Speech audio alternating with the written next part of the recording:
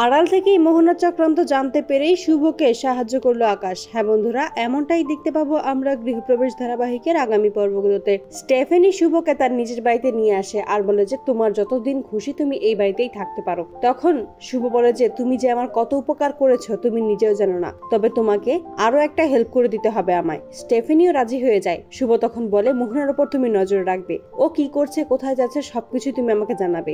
অন্যদিকে আদিজ সকলের উদ্দেশ্যে বলে যে শুভ এই অবস্থায় কোথায় চলে গেল, ও আমার ফোনটা ধরছে না। তখনই ডোনা বলে যে এইসব তোমার কিন্তু আগে ভাবা দরকার ছিল দাদা ভাই। রিদ্ধি তখন ডোনাকে চুপ করতে বলে। তখনই রঞ্জিনী এসে বলে তুই সবসময় ডোনাকে চুপ করতে কেন বলিস। ডোনাও তখন চিৎকার করে বলে আমাকে সবসময় চুপ করিয়ে দাও কেন, আমি মুখের উপর সত্যি কথা বলি তার জন্য।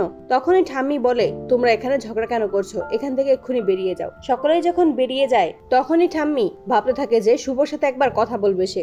অন্যদিকে সেবন্তী যখন একা ঘরে বসে আছে শুভর কথাই ভাবতে থাকে, ঠিক সেই মুহূর্তে আদি এসে হাজির হয় আর বলে যে তুমি আমায় ক্ষমা করে দিও মা। সেবন্তী বলে তোমাকে আমি যতটা সময় দিয়েছি রিদ্ধিকে আমি তার এক ফোঁটাও সময় দেইনি, তবুও তুমি আমার মাথাটা এভাবে নিচু করে দিলে, সকলের সামনে অপমানিত করলে। শুভ বারবার সেবন্তীর কাছে ক্ষমা চাইতে থাকে। তখনই ঠাম্মি শুভকে ফোন করে আর বলে যে তুই কোথায় আছিস, কেমনই বা আছিস।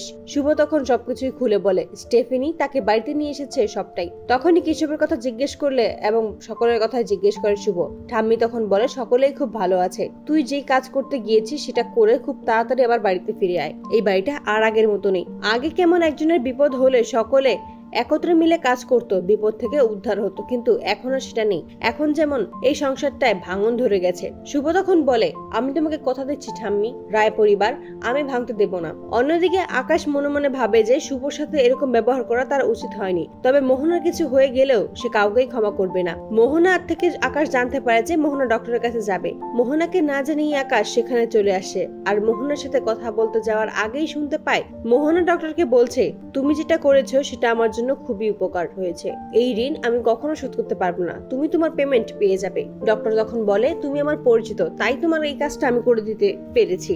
আড়াল থেকেই মোহনা চক্রান্ত জানতে পারে আকাশ এবং শুভর কাছে গিয়ে সবটাই প্রকাশ করে। তো বন্ধুরা তোমরা এটাই তো চাও, এভাবেই যেন আড়াল থেকেই মোহনা চক্রান্ত জানতে পারে এবং শুভকে সাহায্য করে আকাশ। কমেন্টে জানাও। আর নিয়মিত আপডেট পেতে আমাদের চ্যানেলটি এক্ষুনি সাবস্ক্রাইব করে পাশে থাকো। ধন্যবাদ।